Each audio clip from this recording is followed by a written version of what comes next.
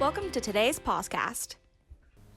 Well, good afternoon. My name is Don Swalger, and I'm the founder of the PAWSCAST here at Frostburg State University. If you've listened before, this is actually part 3 to a very interesting and informative podcast episode with author Brad Huddleston. Brad, it's good to see you again, brother. Good to see you too. Thanks for having me. Well, thanks for agreeing to be with us and share your knowledge and your experience with us. We really appreciate that. Anytime. If you haven't tuned in to parts 1 and 2, you need to do that. We'll give you some information at the end of the podcast so that you're aware of that, but you'll want to definitely tune into that because Brad had covered some great information. If you don't know Brad, you're going to get to know him today in part 3. He's an author, internationally known and recognized. He works with law enforcement folks. He works with college students and high school students, churches, youth groups, businesses, you name it. He's a world's traveler. Him and his lovely wife, Beth, traveled up from the beautiful state of Virginia to be with us today. And he's written this wonderful book. It's called Digital Cocaine, and I've told audiences before how I came across this. Keep it short. A colleague of mine was reading it. I thought he was reading about cocaine. I didn't see the digital part. I got really intrigued with it. I bought a copy, couldn't put it down. I invited Brad just really for an interview via the web, but he said, well, how about me traveling up there to see you? And I said, well, that would be super. And so, Brad, again, welcome to Frostburg State. Yeah, thank you. And the drive on the Maryland Byway was just beautiful, too. It's very similar to where I live, so it was an easy drive. Well, thanks for having me. Well, I'm glad that you and your lovely wife were able to join us. Sorry for the weather. We just had some beautiful 3 days of sunny skies and great temperatures, but it's got to rain to make things grow. It's nice in here, and that's the point. Yeah. So thanks again for being here. It's a privilege. Thank you, Don. So hopefully we'll be able to cover chapter 5 and maybe chapter 8. Mm-hmm. You know, it just depends on, how much I flap my lips and all that how good much stuff. I flap my lips? Yeah, you left that bit out. I didn't want to say that, but I know I tend to gab. If you don't, my wife over there will. Yeah. So in chapter 5, you state that screen time is the cheapest and most reliable babysitter one could ask for. How much screen time is too much? Well, the answer is a difficult one to give because it's none. The reality is the moment the eyes lock onto that screen, the younger that person is, the dopamine levels immediately go through the roof. I was watching a video the other day of Dr. Jonathan Haidt. He's written a book called The Anxious Generation, and he's very famous in this field, and he's very good. He was being interviewed, and they asked him the question, at what age should you give? And I think his answer shocked a lot of people. When they ask me that question, I say 42. Then everybody laughs. And then I'll say 25. And that's because the last part of the brain to develop is the prefrontal cortex up here. And that's where impulse control happens. Dr. Jonathan Haidt said 18. And he's probably just doesn't want to sound extreme either. But he said, not forever, but delay. So I say none to answer your question. And it should be delayed extensively. The tech executives in Silicon Valley, a lot of them send their children to Waldorf Steiner schools where there's no tech and the schools frown on the use at home. Why do they agree to this? Well, they will tell you. This is actually true. It's not a rumor. It's not an internet conspiracy. Steve Jobs' children never used the iPad for all the reasons that we've been talking on these series of podcasts. And I tell parents all the time, he loved his children. He cared for his children, not yours, but his. Yeah. And it's well documented. And he would say that. I mean, he would say it openly. I'm not going to let my kids have that. What you do with yours is your business. I guess we're Americans, sort of libertarian in that sense. Yeah. But it's all too much for them. Their brains cannot handle it. The dopamine levels go through the roof. Addiction is nearly instantaneous. Addiction. Yet the problem is, you can hand them that phone, and it will work 100% of the time to immediately change their personality, to immediately change their emotional state, to one of calmness. And I get that. And I'm not calling parents evil. Don, I want to be very careful not to put a knife in parents who are well-meaning, who just don't know this information. On one hand, we have to educate them. Otherwise, there won't be any change. On the other hand, I would love to just hug them right now and say, look, you're not an evil person. You're not a bad person. We're here to actually help you. But in order to be free of this scourge that we've come under, we have to know what is actually going on. We have to know the truth of the matter, but we're not here to just beat people with the truth. We're here to tell the truth in love and then walk with you. And the way I can walk with people is through these podcasts, so thank you for having me, and through writing books, doing seminars and things like that. These are the things that we leave behind. The podcasts are what we can leave behind for people to regurgitate and go back through them and do that. So again, I just want to, if I go overboard on anything today, it's to say we care and love parents. We want to equip you, but we do have to tell you what's actually happening. So in that spirit, I say no screen time.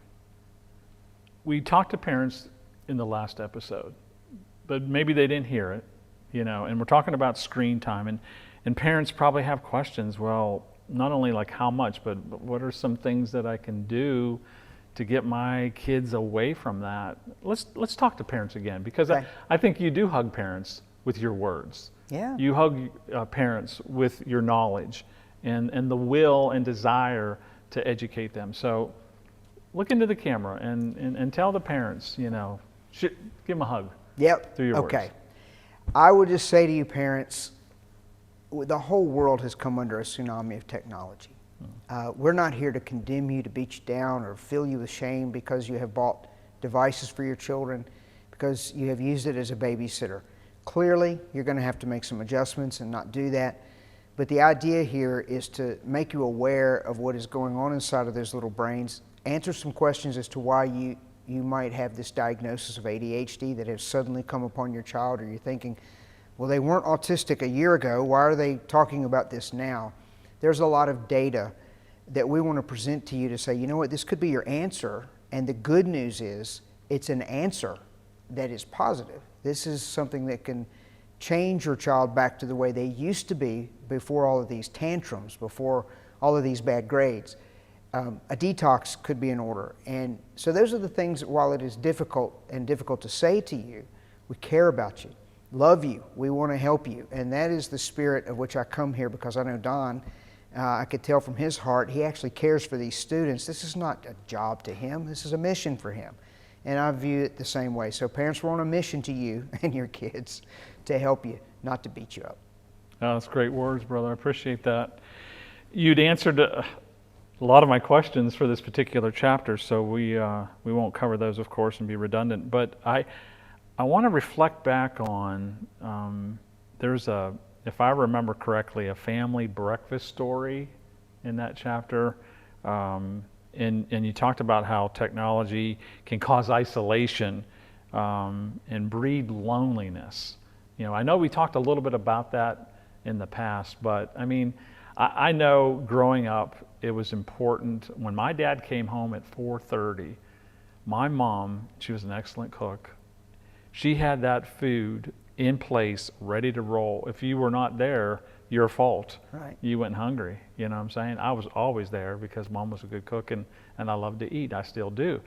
But my parents, they didn't know anything about this, and we didn't have the tech toys back in the day, but they valued families eating together at that little table. And there were 6 of us at that table, and it wasn't a large table, but everybody was there, and we had our Pepsi, and we had our good food, and our homemade bread, and conversation. And I value that, and I try to take that into my family with my wife and my 2 sons, because I think that it's important. So do you remember writing about that story? I do remember writing about that story, but I should have reviewed it, and my sincere That's okay. apologies. That's no problem. What I will say about the table, 2 things. I come from the same generation as you. Right. So my parents divorced when I was 4, and I spent most of my time at my grandparents' house during those times at the kitchen table, around food, with an open Bible, with a lot of love, a lot of caring, and we solved life's issues around that table. Yeah. Thank God there were no screens, because I'm sitting here with you today Yeah. because somebody intervened with those solutions as opposed to what they do now with AI therapy and things like that. And nothing wrong with human therapy. Right. I do not recommend AI therapy, but my therapy was that around the kitchen table. The second thing I would say about the table is this. Well-meaning parents will say to me, well, I get a basket and everybody has to put their phone in the basket. And I'll go, how's that working out for you? Well, let me explain why it doesn't work. You started off, some motivational coach told you that, and it does sound great, and in theory, it's a great idea, but it doesn't work, and here's why. Leading up to the dinner table, you're letting them be on their devices, so they're jacked up on all this dopamine from video games, social media, chatting with their friends, and all this sort of stuff. The moment you suddenly cut that dopamine off, the withdrawals hit. So their brain starts to hurt. So they rush through dinner. They're not interested in that conversation with you, hearing about your day and you hearing about their day. They rush through dinner to get the phone out of the basket to get back to their room because their brain is on withdrawals and it hurts. Yeah. So the way you fix that at the dinner table is that you fix it so that they come pre-withdrawn, and then you bring them to the table. And that takes several hours. I was going to ask you that. I'm Yeah. sorry to interrupt you. No. Because, I was trying to think about with my baseball players. I alluded to them in a couple of episodes ago, and I was trying to figure out, for some of those students who don't attend the campus, they're homeschooled. Yeah. They meet us at the field. I can't control what they do at their home. And I was trying to figure out, and I don't recall reading that, maybe I forgot or didn't comprehend it.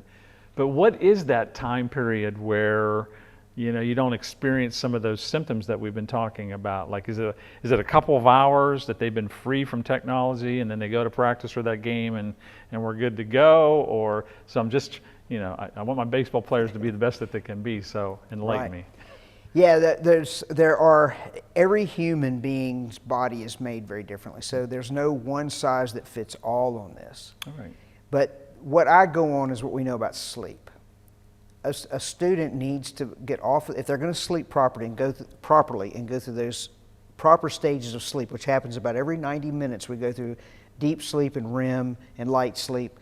If you come to your bedroom having been on a device, those chemicals, stimulating chemicals that have been released in your brain, it will take somewhere between an hour and 3 hours to calm down before you can get into the deep stages of sleep properly and then start to cycle.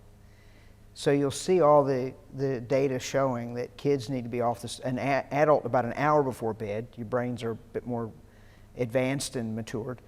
A child, probably 3 hours is a good benchmark to get them off the screen so that they sleep. So I use that as a benchmark to say, we know their brains will calm down in about 3 hours regarding sleep, so it seems reasonable to me before dinner, 3 hours before dinner, no screens, and then you might be able to hold a conversation with them. All right. That's fair. Maybe. I like it. I'll try it. Okay. So let's move on to Chapter 8, Attention Deficits. Yes. All right. Big subject. Yeah. In the news. So Chapter 8 starts out by revisiting the multitask issues, specifically with college students. And of course, I work on a college campus here at Frostburg State University, so I want to be closely listening to this. Brad talked to our college students. We talked to parents. Let's talk to our college students and tell them about Professor Is it Nass? Yeah. Or Nass? And his work that he has done with students. Well, let's go back to the switch tasking issue, and I've got in my brain an image that I put on the screen, an animation that I created based on a lot of this science to make this palatable and easy to understand. So you come to do math, and you sit down with your math book. If you're using a book, could be a tablet, which is even worse, but let's just say it's a book. And your phone is with you. And there was a study done on how long a student will study a legitimate subject, such as math, English, history. How long do they study before they grab their phone? What would you say? What Just was a the typical, result of that? just a typical assignment. Typical assignment. They have a phone sitting. How long do they study before they grab their phone? 2 minutes. It is 2 minutes. And then they're gone. It could be 20 minutes, could be an hour. And then they toggle back or switch tasks and they come back. That act of going back and forth is shortening our attention span artificially. Yeah. So now we have YouTube Shorts. Now we have TikToks, and they're all very short. We have lessons on online courses that each module is getting shorter and shorter. Mm-hmm. And they're catering to that. So I wrote a chapter, an essay for Globe Ethics on some of these issues. They came to me and said, in academia, these were for higher learning, but I included the lower grades too. We know our educational software is creating digital addiction. What do we do? Well, these are hard decisions that you have to make, but the first thing that we say in solving it. So what I do is I draw this timeline on the screen. I have math, I have Minecraft, I have history, I have Twitter, or X now, and then I have another subject, English. So what I do is I light up math, 2 minutes, and then you've already switched over because your brain has gotten bored, because the dopamine levels of math are normal. You need dopamine. Problem is you got a wall, you got a resistance build up, and if you don't have a large amount of dopamine, you have anxiety, you're bored. So what do you do to overcome boredom? You grab your phone and you go to social media, you play a video game, you do something like that. The dopamine levels flood and they go up, you get relief. So now you can study for a few minutes because you're not bored. But not very long though. Then you jump and you go to do something else digital. What are you spending most of your time doing? You're on your screen the majority of the time. So the way to fix that, with the science is very clear. Okay. The first thing you do is detox. And it takes 4 to 6 weeks with no screens. And then your brain will reset. Dopamine levels will return to normal. Your attention span will elongate. Now this is the good news. I don't know why, the moment I say 4 to 6 weeks, I think most people switch completely off. And they think, no way. So here's what I say to parents. I'll say, if you take your child to a doctor because that child's having headaches and they do a scan on that child, doctor comes out and says, your child has a tumor. But if you'll give me 6 weeks, I can completely cure this child. You would not only find the time, but you would find the money. Yes. Because you are a good parent. You love your child. Yep. I'm affirming parents here. Mm-hmm. Well, this digital addiction is fixable, and it's their brain. And this is serious. Find 6 weeks, probably during summer break. Yeah. And you've got holiday time, you've probably got some work time stored up. Aggregate it all and ask for extra time if you have to. And that brain will reset. Now, to me, Don, that is good news, but it's not always heard that way. Yeah. This one's fixable. And we have the brain scans to show it. Then when you come back to life, I draw that same timeline, but I put all of the important stuff on the front end of this timeline, math, English, history, and the technology's out here. And you monotask, you do one thing at a time, and when you need a brain break, you don't grab your phone, you do something analog. You listen to music at that point. Just don't look at a screen. Play with the dog. Mm-hmm. Go kick the ball around, whatever you want to do, then come back and resume your studies. But here's where I get in trouble. When I get down to the technology section, there's never, ever, in my opinion, of all the research that I have done and read, I have never found a safe amount of video game play. Now, there would be people to push back on that. I just put it in the category, this one is unnecessary. If there's a digital activity that is necessary, put it in that place, but not a video game. I didn't say throw everything away. That one is just unnecessary. And I've got so much data to show the harm that they're doing to the brains in terms of that image that's on that book. So I don't see a need for them, ever, in any amount. And then the parents go, well, that's how they communicate. Teach them how to talk to each other over the table. That's healthy. That will heal the brain. Teach them how to use a dumb phone and call on an analog, that's still analog at that point. Yeah. It's not going to hurt them. Because they say, well, what about the emergency? They don't need the smart part. Total abstinence. That works. Yeah. So if your child is like I described with my police officer friend who had to go out and rescue the kid from himself who was trashing the house, the other one who had a knife chasing his mother, those things will go away. And I view that, Don, as positive. Absolutely. But the problem that I have with precious parents, it overwhelms them because they don't know what to do with that child, or that child has to stay in touch with their friends, and that always comes up. These are lifestyle changes that have to be made, and what I'm here to say is it's not that bad. And it's doable, and it's counterculture, I get that, but the problem is fixable. And in most cases, medicine is not even needed. And I'm not saying to take them off of it or any of that. Work with your doctor. I'm not anti everything either. I'm just saying there are also a lot of research showing that once they detox, the medicine is not needed. I'm just kind of visualizing a video of testimonies of where we've taken this information, have applied it to these children. I have them. Interviewed parents. Yes. You could see it. It's kind of a visual reinforcer that it works. I don't have very many, but I do have them Yeah. where I have the films of the people that have done what we've said to do. Yeah. I had one out in Oregon, this IT guy, I relate to him on that level, but he didn't like what I was saying. But we were at a church, and so he skipped the first session, but he just gritted his teeth and came to the second. Then he decided after hearing me, he had to do something for himself and his child. Yeah. So he detoxed himself and his child, and the school called and said, hey, what is up with your child? The grades are through the roof now. It was that dramatic of a change. He discovered, I took that to mean, he discovered his child had a gift that emerged that he never knew he had because it was being covered up with digital addiction. Now this whole new child with academic skills emerged. Yeah. And so I have him on film telling the story. And friends that we were with in Thailand, missionaries, just being in their house, they started to be convicted, and they detoxed their two precious little girls they'd adopted from a Chinese orphanage. And before, they think one of them was raised on a tablet because they didn't have enough parents to go around. But anyway, so they're taking me around Thailand doing these lectures where they detox their children. So they came home on furlough and they were speaking and I was listening. And they said, we just flew 40 hours, you count all your stops.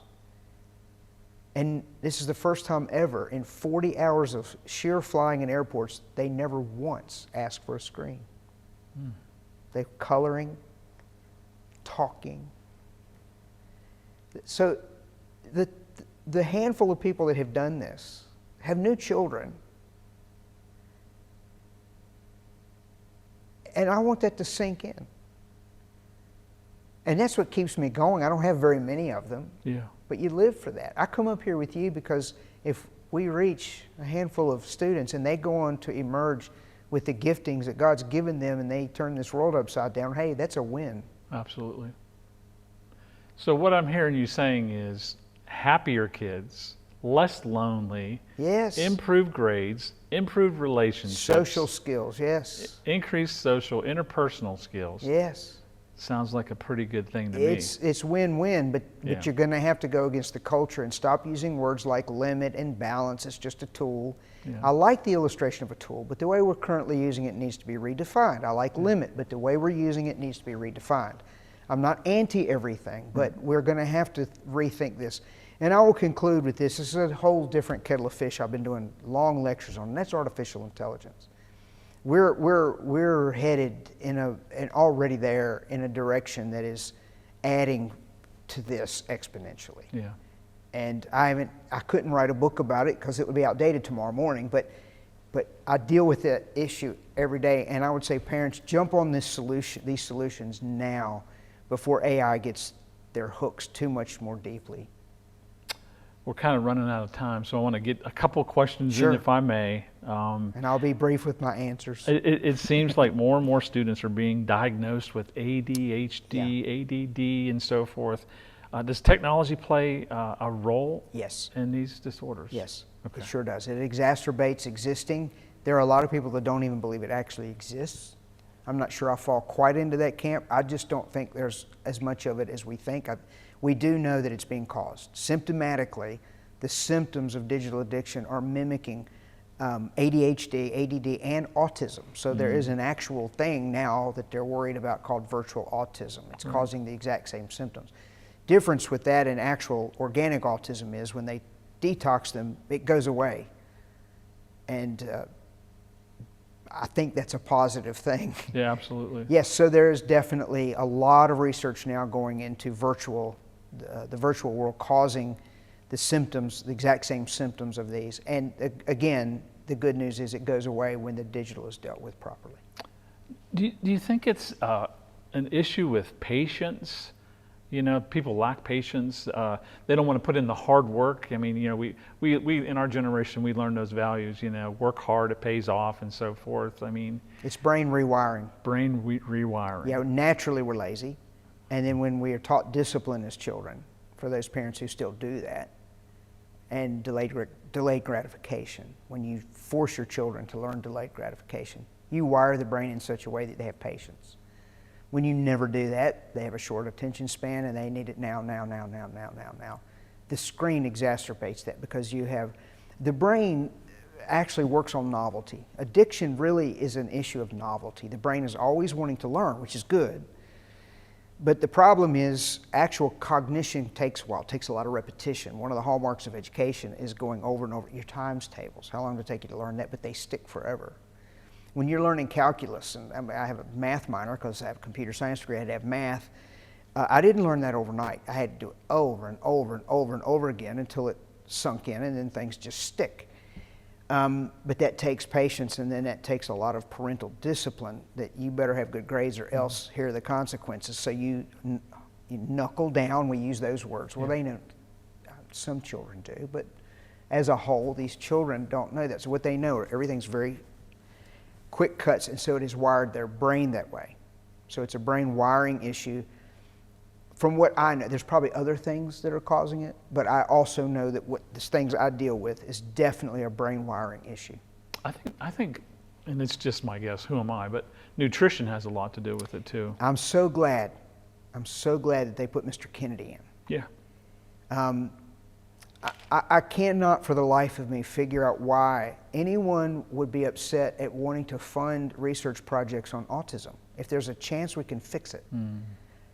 I have my theories about that, but honestly, it's similar to the other issue that we talked about about the DSM-5. I don't know why they're upset, but they are. They want to stop it, and I have my theories, but I don't want to go there. I just support researching the food dyes. We know that's playing a part. Yes. And we also know that their diet, is playing a huge part, processed foods. We know it is. And so this is a synergistic effect. The area that I deal with is a big part of that pie, but it certainly isn't the only slice. So what Mr. Kennedy is dealing with is another huge part of that pie. It has been relegated to the area of internet conspiracy or conspiracy theories, and I don't believe it is. I think the research is going to bear out that there is something to this. And so what if they research it and realize they're wrong? At least their side is proven. Well, he shouldn't have done it. He wasted money, but at least now you know. Yeah. I don't know why they're afraid of a research project. I am a big believer in research. I'm leaving for New York day after tomorrow to go do a big research project because I want to know how to help people. And the only way I'm going to know is just dig in, get some answers for people. All right, my friend. Well, we are out of time. And listen, thanks for being with us. Anytime, can I squeeze one more episode out of you? Of course you can.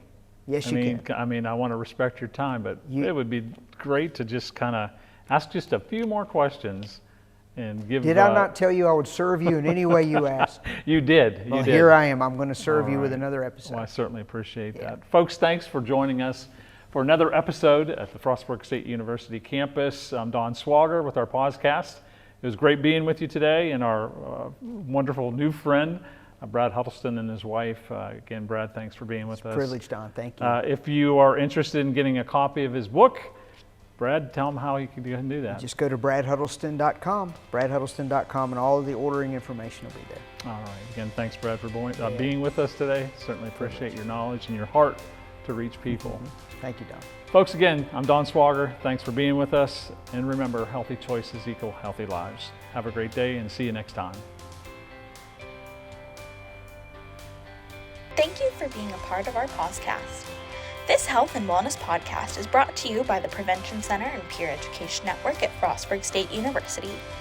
If you would like more information about our programs, visit us in Pullen Hall, room 109, or call us at 301-687-4761. Or you can always send us an email at safeoffice@frostburg.edu. Remember to watch our other episodes and stay tuned throughout the semester. Thank you!